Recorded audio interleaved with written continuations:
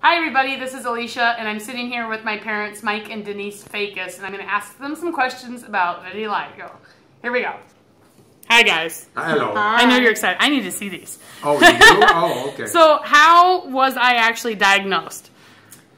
I noticed it first when I'm changing your diaper when you were a baby. And it's probably after a diaper rash that I actually noticed it. Yeah. And there were these patches, you know, on your inner thighs, and I thought, well, maybe the rash was so bad that you lost some skin, or, you know, I had no idea. And we didn't really think too much of it.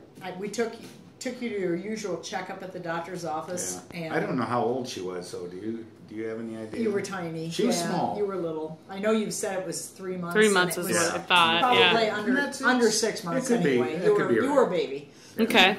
And the doctor said it was a skin condition that there wasn't, well, he didn't really go into drastic measures of saying there was no cure. Yeah. He just described it as a loss of pigment. Right. And he said there really isn't too much you can do about it. Just keep them, you know, you were a baby. So at that point, they didn't really give me a lot of information. Did they tell you the name, or you don't remember? I don't remember if they said, I don't remember the name vitiligo. He said vitiligo. Yeah. I know when you were older, we took you to a dermatologist, and they told us that. They said what it was. And they handed out pamphlets to us to describe. Really, they didn't go into much detail because there really wasn't a whole lot they could do for it. No. Okay. So they didn't really give you any advice or any way to treat it? Not really. Until I was older. Yeah, until you were older. Right. Okay. Yeah. Okay. Right. Just to keep you out of the sun. And because... Yeah, because they said you would burn so much easier where there was no pigment. Right. So they said to be very careful with her in the sun. And then when you tan, of course, it'd show up more too. Well, yeah, the contrast would be bad too. Right. So. But the sunburn. They was just the said worst try to part. keep her out of the sun because the sun was bad. Yeah. Okay. So what was it like having a child with vitiligo? Well, it was unique because we didn't really know anybody else that was in this, you know, having this same issue, and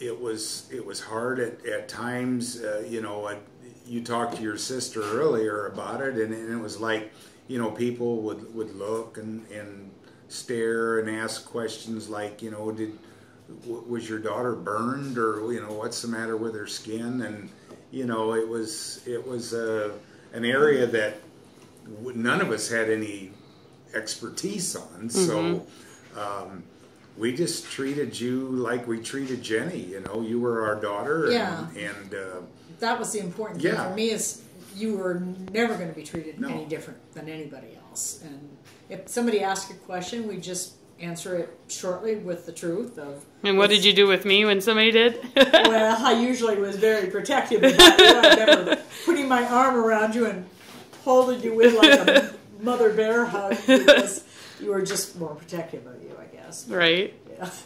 And what did you want to do to people when they asked? You always wanted to punch them in the mouth. Or like, put your eyes back in your face, people. Yeah. It's not polite to stare. You know, kids and adults both could be cruel. Yeah. Oh, yeah. And do you remember seeing anybody else that had vitiligo when I was a child? You know, we didn't. I saw one guy, and I honestly don't remember how old you were at the time, Alicia. There was one guy that I worked with that had it on his knuckles at work, and the type of job that I had, we had to wear long sleeve shirts because of the furnaces we worked around. So he may have had more than just his hands, but that's all I could see. Yeah. But when I saw it, I knew exactly what it was because you had it. Mm-hmm. So, you know, I was not shocked when I saw it, and I knew why his knuckles were like they were. So. Mm-hmm. It almost seems like we ran into a little girl one time, maybe at the pool or something, that had it. But it would have only been one person. Yeah. Right. You just did not see anybody. No. Okay. And finally, what advice would you give to parents who have a child that has vitiligo? Well, as your sister talked about earlier, when you interviewed her, you know, she was like, you know, it's great to have social media these days, you know, to get the word out and all that, but that can be a double-edged sword too, because people can be cruel, and now they can be cruel on social media. So my advice to parents is, if you have a child that has this condition, you need to be very aware that they are going to be ridiculed. Whether you think that you've got them in a glass bubble and nobody's going to be able to touch them, don't believe it, because either in person or on social media, your child is a little bit different than other children that are out there, and they're going to be ridiculed for that. So you need to be aware that your child is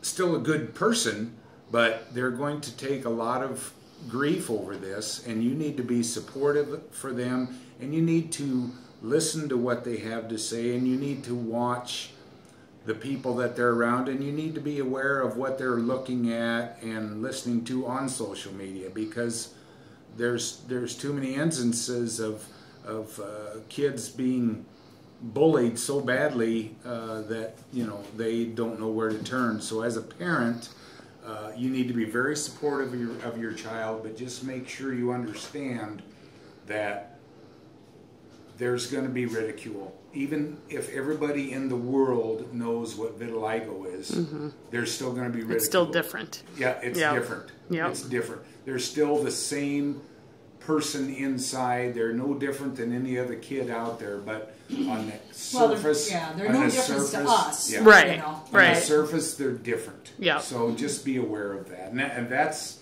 the big, love your kid and just be aware of what's going on. Yeah. And that's the only advice that I could think to give. Do you have anything to add, Mother? Not really.